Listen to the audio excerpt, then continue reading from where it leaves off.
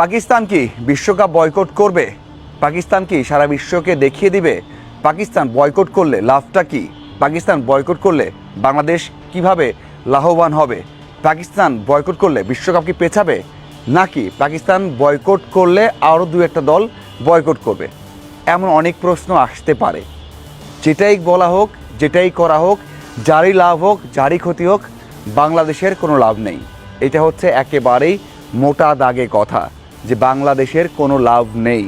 যা ক্ষতি হওয়ার হয়ে গেছে, একেবারেই ক্ষতি হওয়ার হয়ে গেছে। কারণ পাকিস্তান যেই কাজগুলো করছে, এটা এখন তাদের লাভবান হওয়ার বিষয় দিক দিয়ে। তারা যদি লাভবান হয় এই কাজটা করে, এর আগেও দেখেছি আমরা অনেকবার তারা এই কথা বলেছে, এশিয়া কাপের সময় বলেছে তারা আর খেলবে না, কারণ ভারতের ক্রিকেটাররা হ্যান্ডশেক করেনি এবং অনেক কিছু ঘটেছে, কথার লড়াই হয়েছে, তারা বয়কট করতে চেয়েছে, কিন্তু 1 ঘন্টা পর মাঠে গিয়ে ম্যাচ খেলেছে। তার আগে 2023 বিশ্বকাপে আমরা কভার করেছি, আমি নিজে মাঠ থেকে দেখেছি, পাকিস্তান তাদের সবগুলো ম্যাচ 9টা ম্যাচ খেলেছে ইন্ডিয়াতে গিয়ে, মানে ভারতে গিয়ে খেলেছে। এবং তারা তার আগে অনেকবারই বলেছে তারা হয়তো খেলবে না, খেলতে যাবে না, এই কথাগুলো কিন্তু অনেকবার এসেছে। হ্যাঁ, একটা আলোচনা খুবই হচ্ছে যে বাংলাদেশ নেই, বিশ্বকাপ বয়কট করেছে। এখন যদি পাকিস্তান করে তাহলে 57% রেভিনিউ বা যে ইনকামটা হতো সেটা হবে না। এটা বড় একটা ধাক্কা আইসিসির জন্য। কিন্তু তারপরেও কি বাংলাদেশের লাভ আছে? পাকিস্তান থেকে অনেকেই বলছেন যে বয়কট করা দরকার, বয়কট করলে ভালো হবে, ভারতকে দেখানো হবে, আইসিসিকে দেখানো হবে।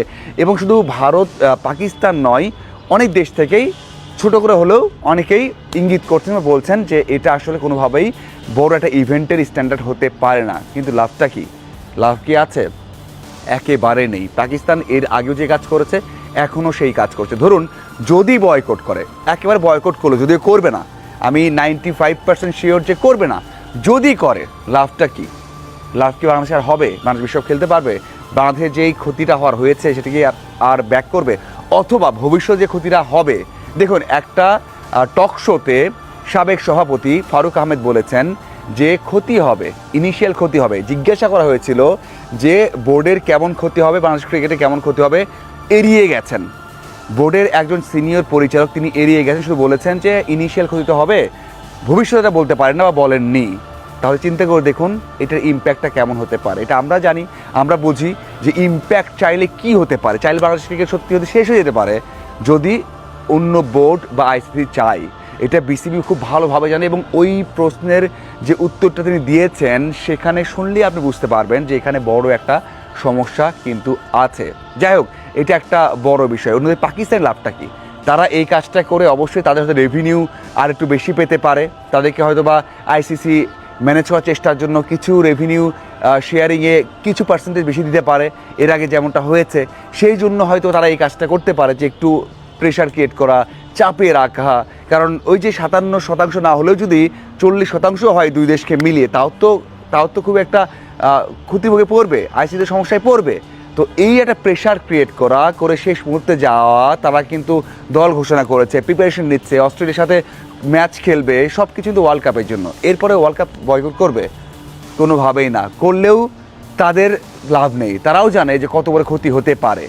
আইসিসির কাছ থেকে অনেকেই শুনছি, যে অনেক জায়গায় দেখছি বাংলাদেশ, ভারত, এছাড়া পাকিস্তানের মিডিয়াতেই বলা হচ্ছে বা বিভিন্ন পেজে তথ্য দেওয়া হচ্ছে কী কী ক্ষতি হতে পারে, যে তারা এশিয়া কাপে পার্টিসিপেট করতে পারবে না, তাদের পিএসএলে কেউ যেতে পারবে না, এবং তাদের দলকে অন্য দলের ট্রাভেল করা, সেই দেশে যাওয়া থেকে বন্ধ করা হতে পারে।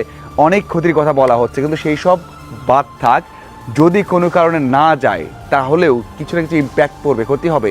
সেই ক্ষতি কি বাংলাদেশের জন্য তারা নেবে না। নিচ্ছে তারা তাদের সাথে ভারতের যে বৈরিতা, এই কারণে যে ভারতকে একটু প্রেশারে রাখা, আইসিসিকে একটু প্রেশারে রাখা। দেখুন কি হতে পারে যদি এমনটা হয়, যদি বাংলাদেশের সাথে পাকিস্তান বয়কট করে এবং আইসিসি চায়, ভারত চায়, বড় দলগুলো চায় যে এই দুই দলকে দরকারই নেই, তাদের তো ক্ষতি হচ্ছে, যদি দরকারই নেই তখন কি হবে? হতে পারে না? হতে পারে। যদি এই দুই দেশের উপর একটা ইগো ভাবে নেয়, যদি চিন্তা করে যে ক্রিকেটটা বাংলাদেশ পাকিস্তানকে ছাড়াই তারা চালাবে, পারবে না? পারবে।